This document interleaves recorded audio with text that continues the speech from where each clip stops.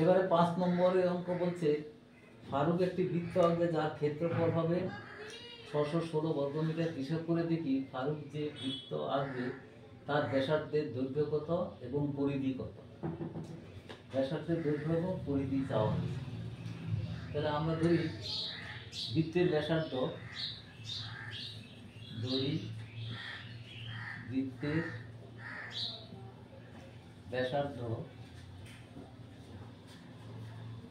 সমান হচ্ছে 8 সেন্টিমিটার। তাহলে শর্তানুযায়ী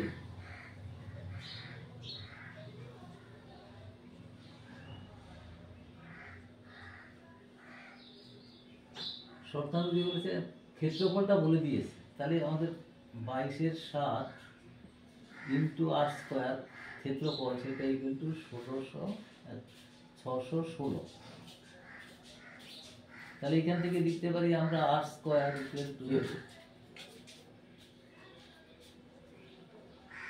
616 গুণিত 7/22। তো এটা আর ইকুয়াল টু, তাহলে এখানে একটু কাটাকুটি করে 22 দিয়ে একদম একবারে, তাহলে আর ইকুয়াল টু হবে 2 কাটলে 308, আর এটা হবে 11। তাহলে 11 দুগুণে 22, 8।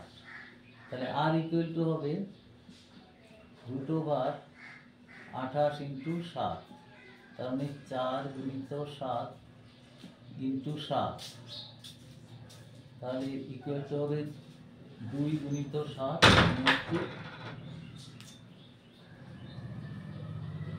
14 সেন্টিমিটার।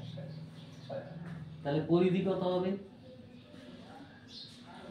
পরিধি হবে 2 ইন্টু 22/7 ইন্টু 14। তাহলে এটা হবে 2 সমান হবে 88 সেন্টিমিটার। এরপরে আসছে 6 নম্বরের অঙ্কটি। 6 নম্বরের অঙ্কটিতে কি বলা আছে?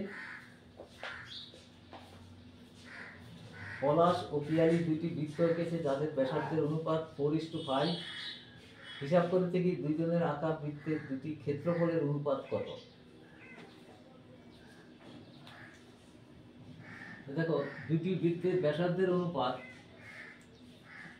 দুইটি বৃত্তের ব্যাসার্ধের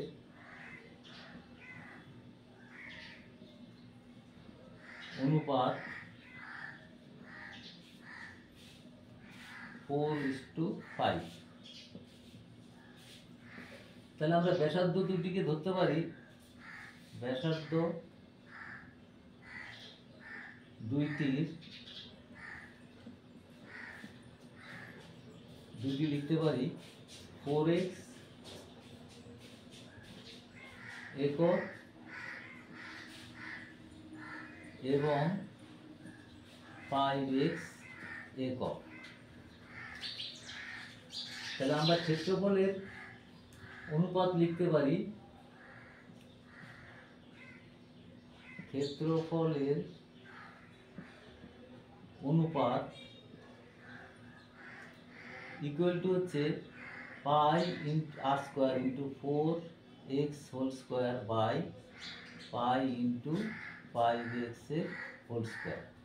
পাই পাই কেটে গেল, তাহলে 16x square by 25x square. তাহলে সেটা হচ্ছে 16/25। তাহলে উত্তরটা হবে 16, অ্যান্সারটা হবে 16:25।